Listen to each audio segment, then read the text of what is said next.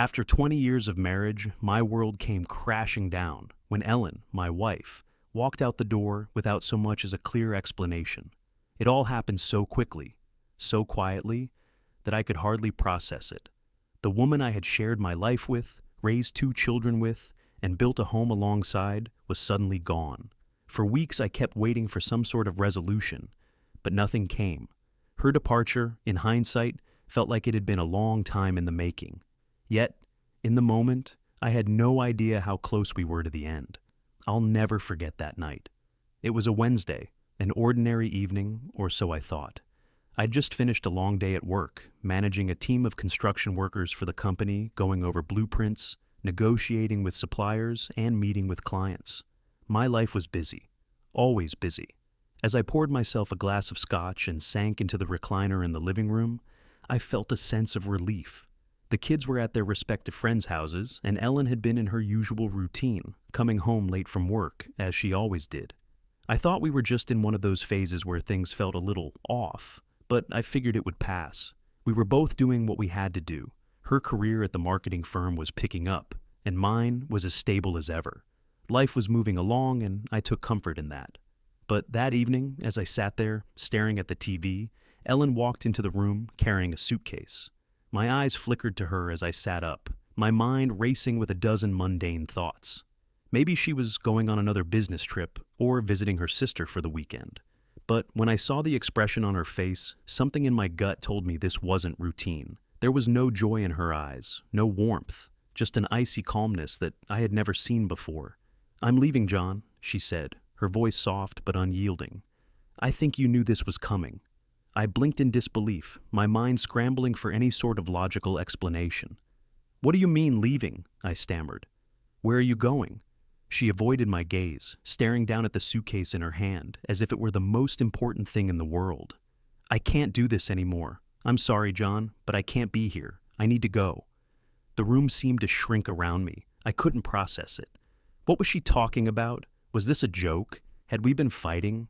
No. We hadn't fought in months. Sure, we weren't as close as we used to be, but that was marriage, wasn't it? There were dry spells, difficult times, but I thought we were going to pull through it. We always had before. But Ellen was resolute. She wasn't asking for my opinion. She wasn't explaining herself. She was just leaving. That was it, as if this was some sort of natural conclusion to everything that had come before. She didn't want to stay, and she didn't want to talk about it anymore. For what felt like an eternity, I just stared at her. I couldn't speak. My hands were trembling, and I could feel the weight of my own silence crushing me. I wanted to ask her why, to beg her to stay, but the words wouldn't come. Finally, I managed to find my voice. "Ellen, we need to talk. We can fix this. We can work through whatever is wrong," I said, desperate to hold on to whatever shred of hope remained. But she shook her head, the faintest flicker of sadness passing across her features. "I'm sorry, John. There's nothing left to fix. I've been unhappy for a long time now, and I can't keep pretending." And just like that, she was gone.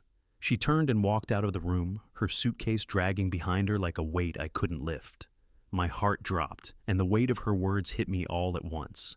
I didn't sleep that night. I couldn't. I kept pacing the house, waiting for some sign that this was just some kind of mistake. Maybe she was having a midlife crisis. Maybe she was just tired. Surely this wasn't real. But when the sun rose the next morning, her side of the bed remained cold and empty. The days that followed were a blur. I called her, sent messages, tried to find some explanation for why she had done this. But there was nothing. No answers, no closure. I didn't even know where she had gone, only that she had packed up her things and left without a trace. It was like she had simply disappeared from my life without any warning. As I sat in that empty house, I started to think back on the years we had shared. Had I missed the signs? Had I been too blind to see that something was wrong? It didn't make sense. We had been a family, a team. We had worked so hard to build everything we had. But now, it felt like I was holding on to a memory that no longer existed. Ellen had always been driven, always focused on her career. When we first got married, we both had our own goals, but over time, her ambitions had grown. She started spending more and more time at work, and I thought nothing of it. I told myself she was just doing what she needed to do. I was always busy with my job, managing construction projects, making sure the bills were paid, and ensuring the kids had everything they needed. But looking back, I realized I was neglecting something important. I had been too focused on keeping the business running and providing for our family to notice the subtle changes in Ellen. She had grown distant, emotionally unavailable. She spent longer hours at the office, often coming home late or not at all. When she did come home, there was a coolness between us, an awkwardness that hadn't been there before. But I convinced myself it was just stress, that we'd pull through it. But now, as I replayed those moments in my head, I saw the truth. Ellen had been checking out long before she left, and the worst part was, I hadn't even seen it coming. In the following days, I tried to occupy myself with work, trying to avoid the pain and the emptiness in the house. But the more I buried myself in my job, the more questions kept bubbling up.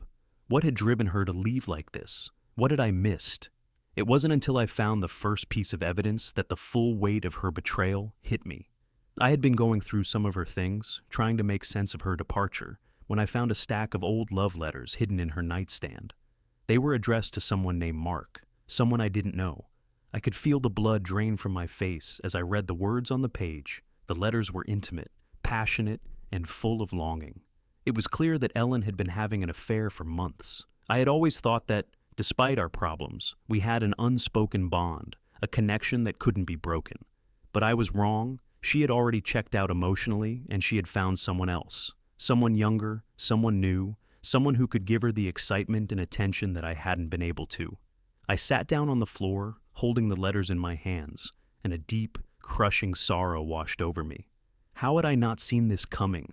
How had I not noticed the signs? But it was too late now.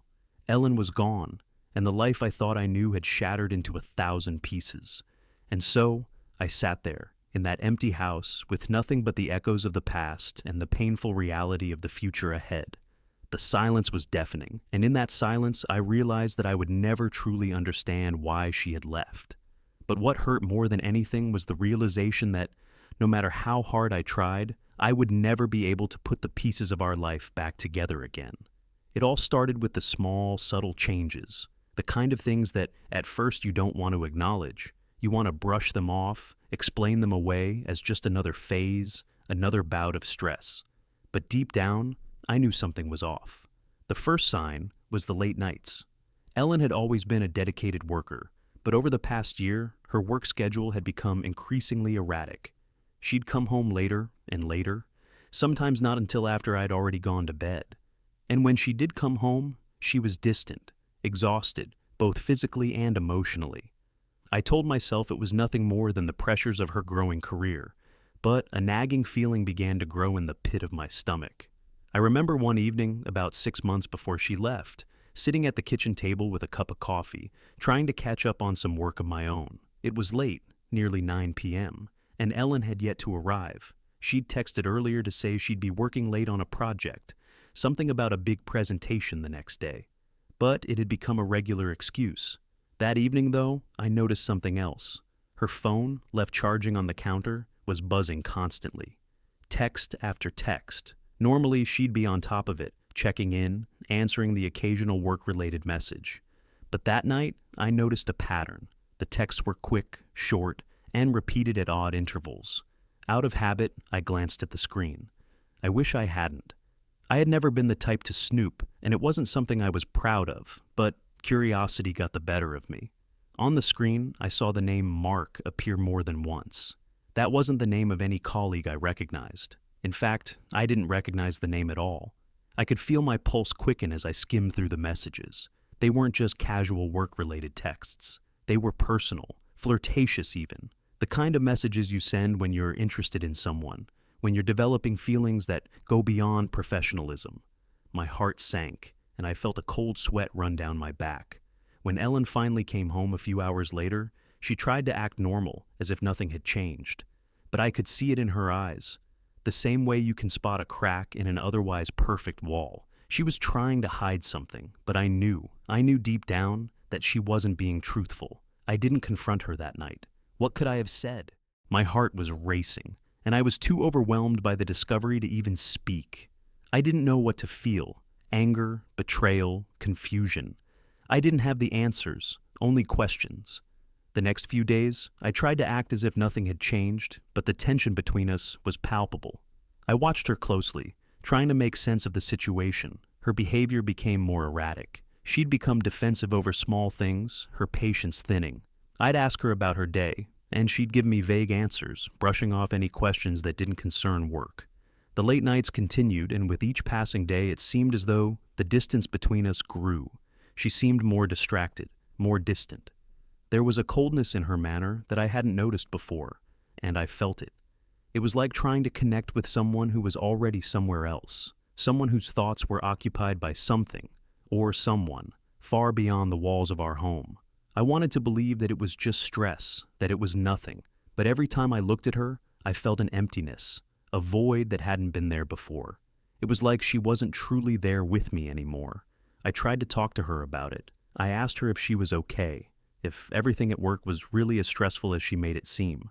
She told me I was overthinking things, that I was just imagining problems that didn't exist. But I couldn't shake the feeling that something wasn't right. Something had changed, and it wasn't just her work schedule. A week after that first discovery of the text messages, I decided I had to know more. I wasn't going to keep living in this half-world of uncertainty. I had to find out the truth, no matter how much it might hurt. That afternoon, I went to her closet and opened the drawer where she kept her personal things. Among the usual clutter, receipts, old books, and a few trinkets, I found something I hadn't expected, a receipt for a hotel reservation in another city. The hotel was a place I knew well, having stayed there for business trips a few years ago. But what caught my eye wasn't the hotel itself. It was the date on the receipt. Ellen had made the reservation for a weekend just a few days earlier, a weekend when she had told me she was going to visit her parents out of state. I stared at the receipt for a long time, feeling my heart pound in my chest. I didn't need to see more. I already knew. She had been lying to me, covering her tracks. I thought back to the texts, the late nights, the subtle changes in her behavior. I had been in denial for so long, convincing myself that she was just busy or stressed. But now, the truth was undeniable. Ellen had been seeing someone else. That night, after she came home, I didn't confront her immediately. I couldn't. I was still processing the shock, trying to wrap my head around the fact that my wife, the woman I thought I knew, had been hiding something so huge from me. I went through the motions of our evening routine, dinner, casual conversation, watching TV, but every word she said seemed like a lie. Every glance she gave me felt empty. Later, as we lay in bed, I turned to her, the words I had been holding in for days finally bubbling to the surface. "Ellen," I said quietly, "are you seeing someone else?"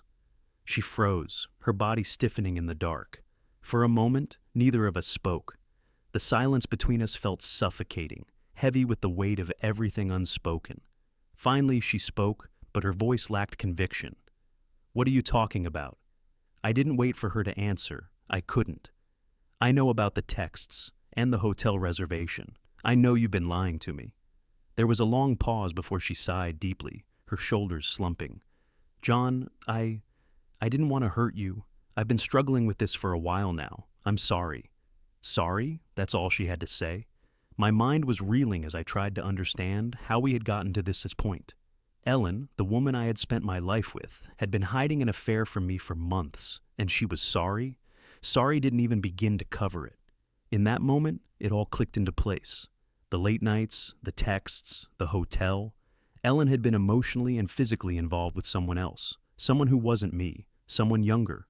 I didn't know how long it had been going on or how deep the relationship had gotten, but I could feel the enormity of it settling in my chest.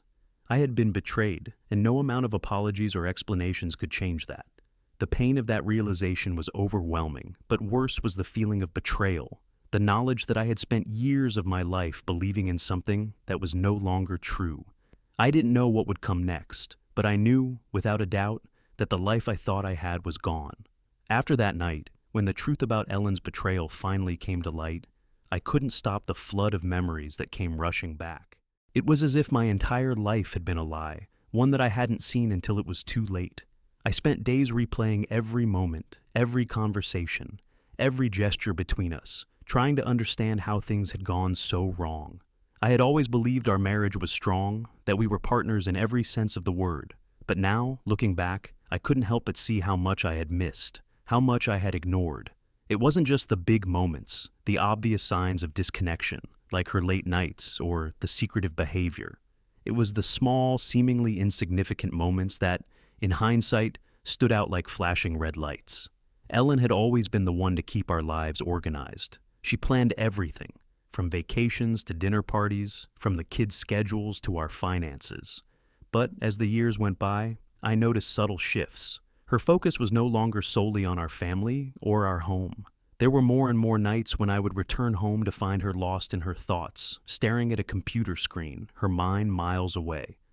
I told myself it was just stress, but now I saw it as a sign of something deeper, something she had been keeping from me for far too long. I remember a moment, about 2 years ago, when Ellen and I were having dinner with friends. Everything seemed perfect. We were laughing, talking, enjoying the evening. But when I glanced at her, I saw something in her eyes that I hadn't noticed before. A flicker of something. Indifference, maybe. Or even longing for something else. I shrugged it off, thinking I was just imagining things. But looking back now, it's clear she wasn't fully there with me. I had been so consumed by work, so focused on providing for our family, that I had failed to see the distance growing between us. As I thought about our past, I couldn't ignore the fact that I had always been the one to prioritize our family's financial stability. I was consumed with my job, working long hours to ensure that we could live comfortably. It wasn't a matter of not caring about Ellen or the kids, but I had believed that if I could just keep things running smoothly on the financial front, everything else would fall into place. I had been wrong. I had been so focused on securing a future for us that I had neglected the emotional foundation of our marriage.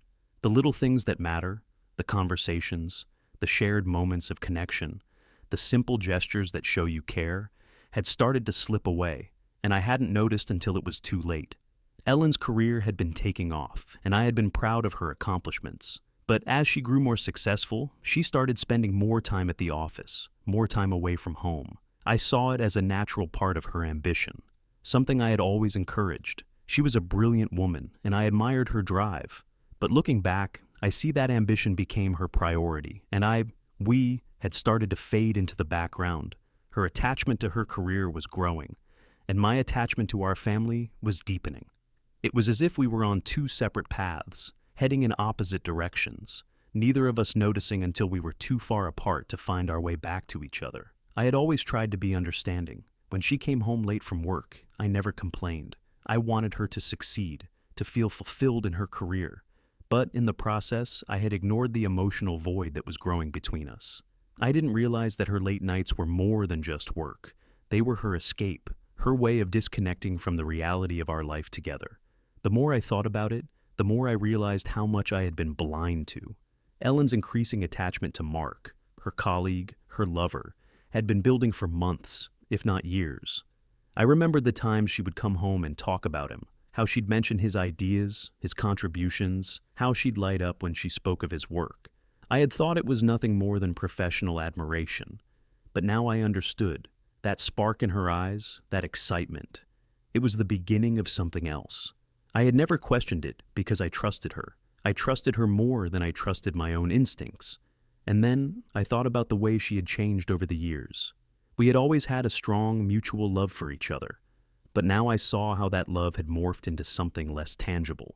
It wasn't just a matter of being too busy or too tired. It was that she had begun to emotionally disconnect from me. There were times when I would reach out to her, a touch, a kiss, and she would pull away, not in anger, but in indifference. Her smile wasn't as warm as it used to be. Her laughter didn't reach her eyes. The intimacy that we once shared had slowly faded into the background, overtaken by her ambition, her new desires, and her growing affection for Mark. I felt a deep sense of regret as I thought back over the years. If only I had paid more attention, if only I had been more present, if only I had noticed the signs. But I hadn't, and now the damage was done. Our marriage had been eroded by her changing priorities, by her growing attachment to someone else, by the slow and steady drift that had gone unnoticed until it was too late. I couldn't help but wonder if there was anything I could have done differently. If I had focused more on us, on her, on the things that mattered outside of work, would things have turned out differently? But now, those questions didn't matter. What mattered was the truth. Ellen had fallen out of love with me, and I had failed to see it until it was too late. Our marriage, which I had once thought was unbreakable, had been unraveling for years, and I had been blind to the signs. It wasn't just her fault, it was mine too. We had both contributed to the demise of our relationship, each in our own way, without even realizing it. And now, all that was left was the wreckage, the painful process of trying to pick up the pieces and figure out where to go from here. The emotional impact of discovering Ellen's affair hit me like a freight train. Nothing could prepare me for the devastation of realizing she had fallen in love with someone else, especially not after 20 years of marriage. But as time went on, the pain of betrayal started to evolve into something far more complex. I didn't just lose my wife, I lost trust in the very foundation of our life together. And as I began to search for answers, I unearthed something that shook me to my core, a financial betrayal that was even more insidious than I could have imagined. It started with a nagging feeling. It was nothing tangible at first, just a small sense of unease, like a ripple across the surface of everything I thought I knew. My days had become filled with questions about Ellen's whereabouts, her behavior, and, increasingly, her handling of our finances. I had always trusted her with the money side of things. She was the one who managed the bills, the savings, the investments. I had been too busy with my own work, running my business, and keeping our family afloat. But now, as I looked back, I couldn't help but wonder, how had I been so blind? The first crack in the facade came when I was sitting at my desk one afternoon, going over our monthly bank statement, a routine task, one I had done 100 times before.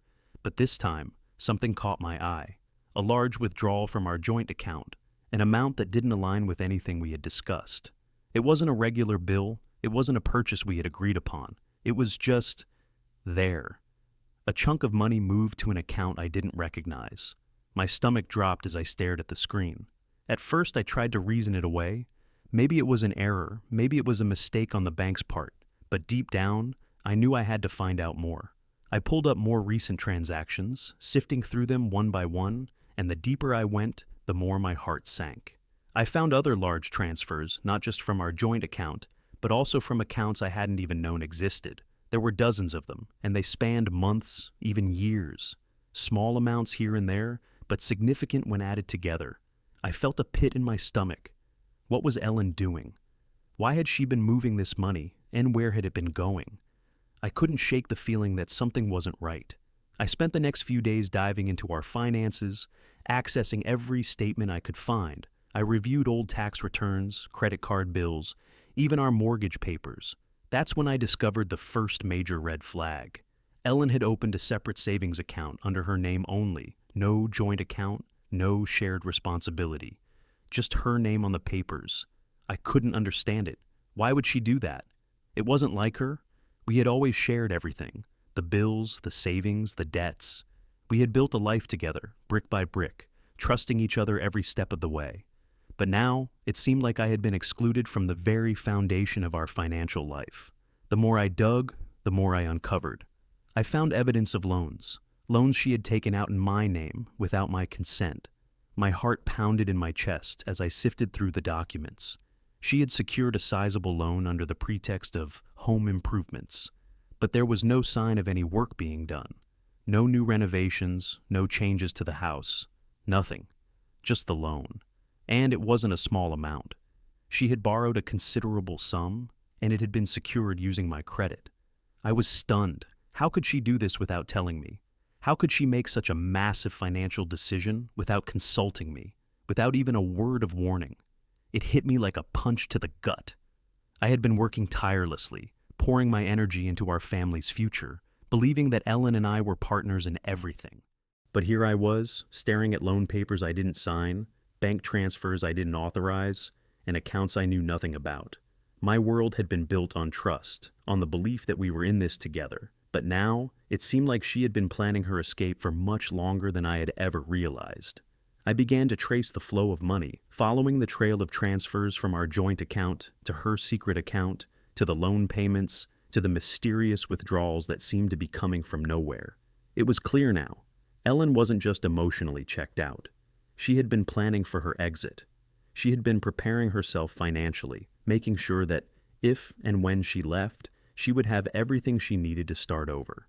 And I hadn't seen a single sign of it. The deeper I dug, the more I began to understand the scale of her deception. It wasn't just a few errant transactions. It was an entire plan, executed over years, that had been carefully hidden from me. She had known all along that I was too focused on our business, too wrapped up in providing for the family, to notice what was happening right under my nose.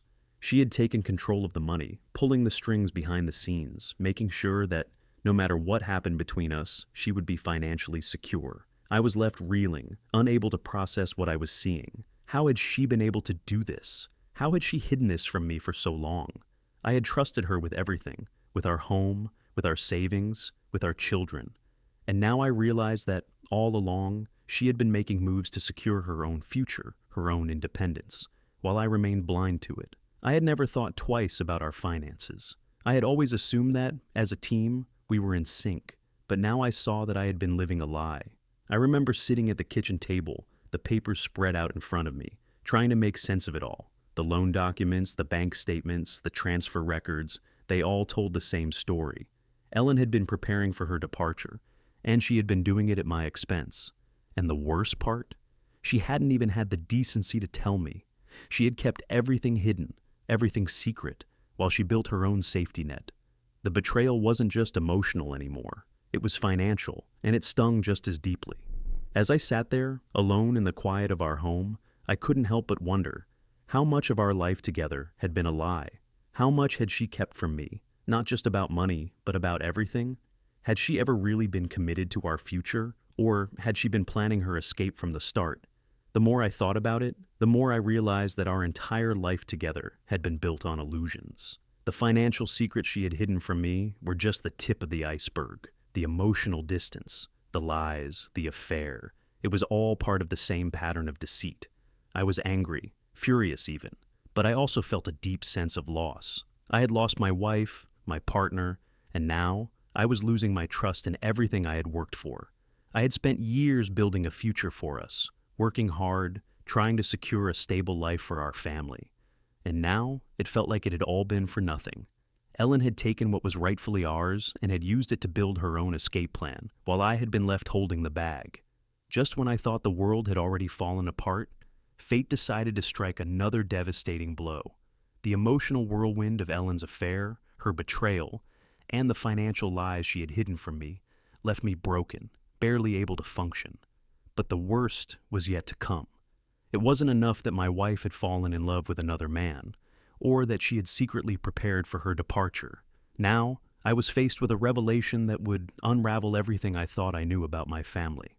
It happened one night, after a particularly difficult conversation with Ellen. She had packed up her things earlier that day, and the house felt emptier than ever. I could barely look at her without feeling the weight of everything she had done. The lies, the affair, the betrayal, each one a sharp, insistent reminder that everything I had believed in was a lie. That evening, my mind raced as I tried to make sense of it all, but one thought gnawed at me more than any other. Our son, Ryan. Ryan had always been my pride and joy. He was the center of my world, the one thing I could hold on to during all the chaos. I loved him with every fiber of my being. I had always believed, without question, that Ryan was my biological son. Ellen and I had conceived him together after years of trying, and the joy of finally becoming parents had been indescribable. But now, in the wake of everything I had discovered, doubt began to creep in. How could I be so sure? In the quiet of that night, alone in the living room, my mind wandered to the strange, subtle clues I had dismissed over the years. Things I had brushed off as insignificant, as the typical quirks of growing up, now seemed to be much more. Ryan's appearance had always been strikingly different from mine. He had dark brown hair and hazel eyes, features that didn't match mine at all.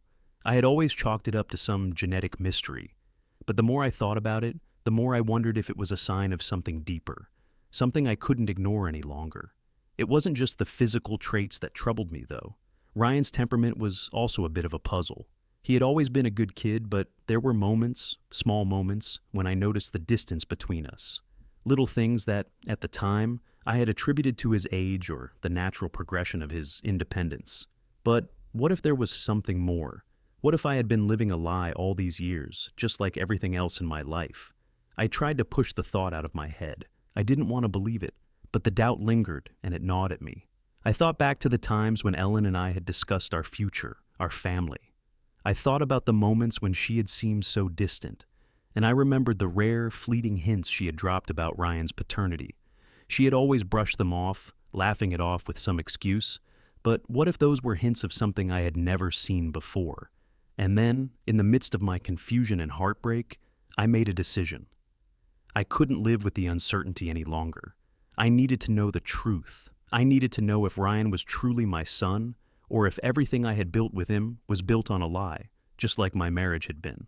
In a haze of anger, pain, and disbelief, I made the call. I arranged for a DNA test, the kind that could answer the question once and for all.